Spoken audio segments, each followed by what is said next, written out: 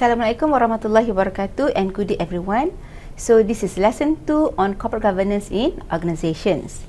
In this lesson, there are 5 expected learning objectives.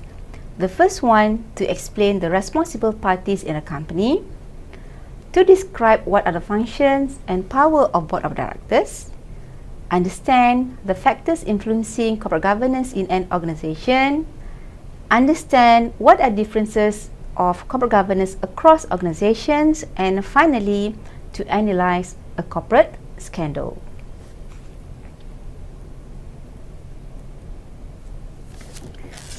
Why corporate governance matters? If we look at here, better companies, better society.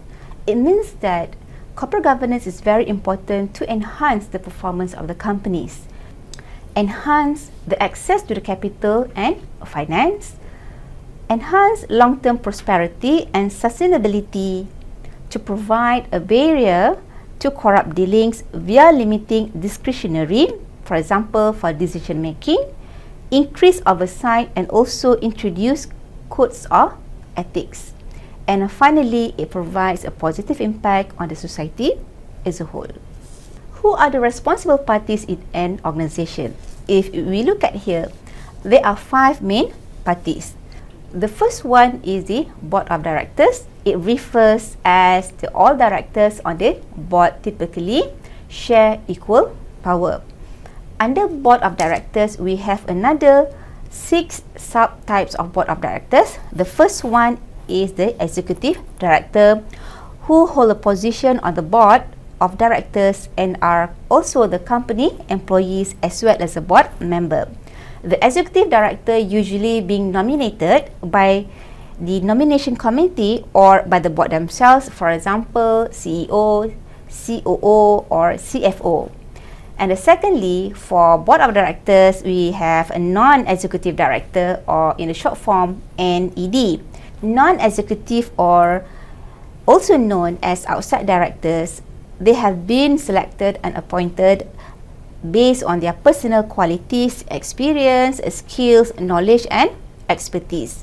The independent non-executive directors have no affiliation or relationship with the company. The third type of board of directors is the nominee directors, where it has been nominated by the board by a major shareholders. Then we have Then we have alternate director, shadow director, and also governing director.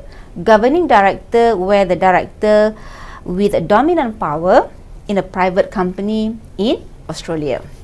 Let's identify what are the functions of the board of directors. What are the powers that they have? The first one is on the appraisal of management performance and provision for management and board succession. So they also determine what are the significant policies and actions with respect to the present and future profitability and the strategic direction of a company. Board of directors also are responsible for monitoring the corporate performance. They also need to determine what are the policies and actions which potentially have a significant on the financial, economics, and social impact.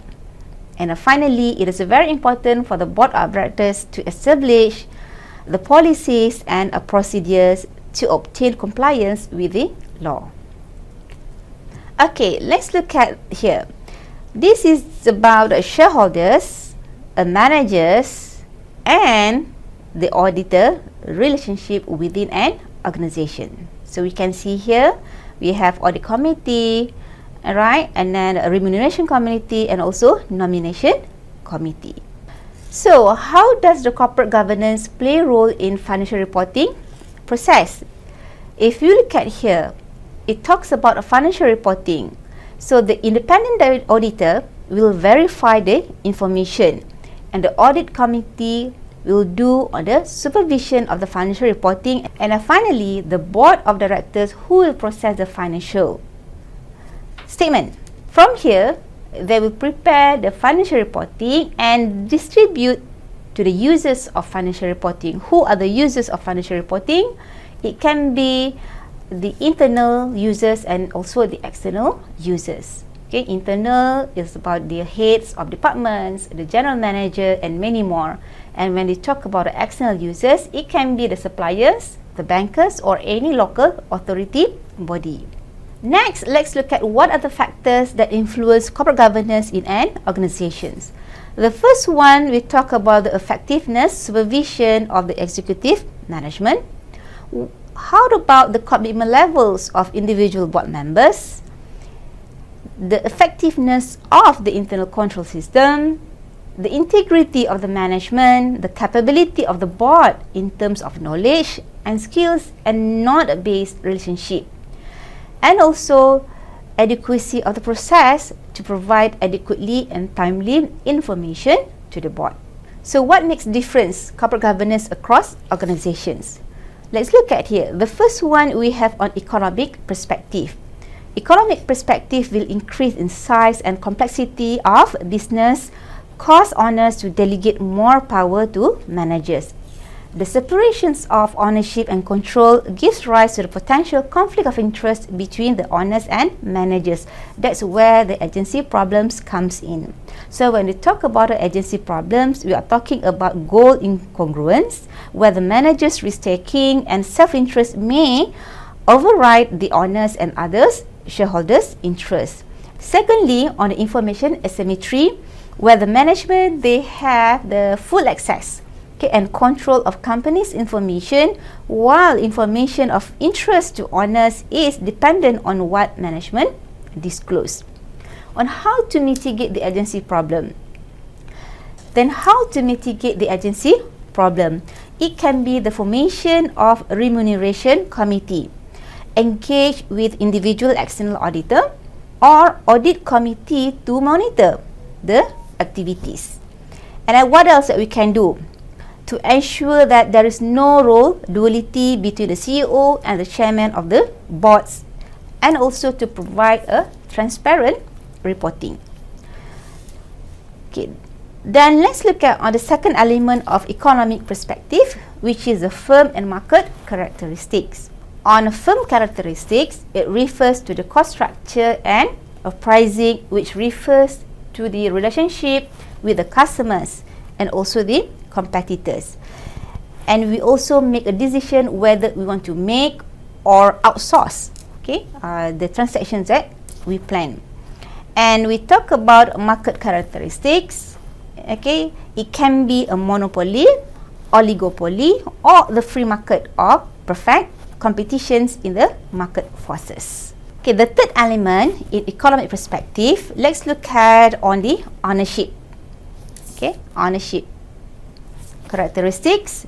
It can be the institutional owned, government owned, family owned, managerial owned, the concentrated versus dispersed ownership, whereby when we talk about on the capital structure of corporate governance, we can look from the perspective of debt and equity on how to increase the shareholders' value. So what else? What makes corporate governance different across organizations? The second perspective is on the legal perspective. We talk about accountability and stewardship. It is a legal framework of a corporation, dictates the responsibility and accountability of the directors, mainly to maximize the shareholders' value and to be sustainable in the long run. So the conflicts of interest between the stakeholder groups and the companies can be mitigated by competitive pressures in free market, state intervention, or legislation towards the employees, customers, suppliers. Whereas on legal perspective, on accountability and stakeholders, it concerned with the values, beliefs about relationship between individual, enterprise, and the state. The stakeholders advocates argue that companies owe a duty to all those affected by their behavior. They should be accountable to all those affected by companies' decisions, for example, the bankers, suppliers, or customers. And the director should be accountable to a wide range of the stakeholders far beyond their fiduciary responsibility to the shareholders alone. And the last perspective is on the management perspective. It also refers as a resource dependency and the board membership. So for management perspective, the board members can help in linking companies to the resources that they need in order to achieve the corporate goals. So the links may entail access to relevant markets or to the potential customers and competitors. Not only that, access to the capital and other sources of finance, a provision of know-how and technology, and also the relationship between the business, political, and other societal network. So, what are the interests in corporate governance within organizations? Let's look at here. We have a Perwaja Steel in 1980s. Who involved in Perwaja Steel scandal? If you still remember, the Eric Chin. We lost 10 billion ringgit Malaysia. So they forced Bank Bumiputra Commerce during that time, and now it's known as CIMB and EPF, okay, the Employee Provident Fund, to inject the funds. And then we have the Malaysian Airline financial scandal in 1990s. This is where the fraud activities happen, where the Tajuddin Ramli living with the RM 9.4 billion debt. So what happened? The government need to bail out to rescue the company. And then we have here a corporate collapse in UK, early 1990s. For example, you can refer to Maxwell 1999 or the Polypack in 1992. So what happened in Asian financial crisis 1997-1999? So during this time, the currency pegged to USD. It is a cozy relationship between the East Asian conglomerate. Let's look at on the corporate collapse in US early 2000. What happened? For example, during this time, we have Enron, we have WorldCom cases, okay, in 2002. And then let's move on the global financial crisis in 2009. During this time, so what happened? There are the excessive risk-taking by banks in US and also UK, where they're giving loans to ninjas and selling debt paper to the stock market. Okay, then we have Port Klang Zone. Port Klang Zone in 2000s, the former Minister of Transportation, Datuk Sri Ling Leong Sik. So what happened? It's about the land valuation, where the government have to provide a soft loan amounting 12.5 billion. So it is a loss. And the recent one, we have 1 MDB in 2015, where the former Prime Ministers involved in debt and are struggling to pay the interest. Okay, the case amounting of RM 42 billion. So in this case, it was stated that the former Prime Minister, in this case, it stated that it is on a personal use of funds raised from Sukuk and joint venture. So what are the lessons learned from all these corporate scandals? So we can see here that we must concern on dominant personality of the CEO of a company. It also shows a lack of sufficient independence, integrity, and objectivity. It's not only that, it shows there is a lot of lack of efficient internal control, insufficient supervision by regulatory agencies, widespread corporate governance abuse and mismanagement, ineffective non-executive directors, and largely passive institutional shareholders. So that's all for our lesson 2. Hope to see you in lesson 3 on International Corporate Governance Framework.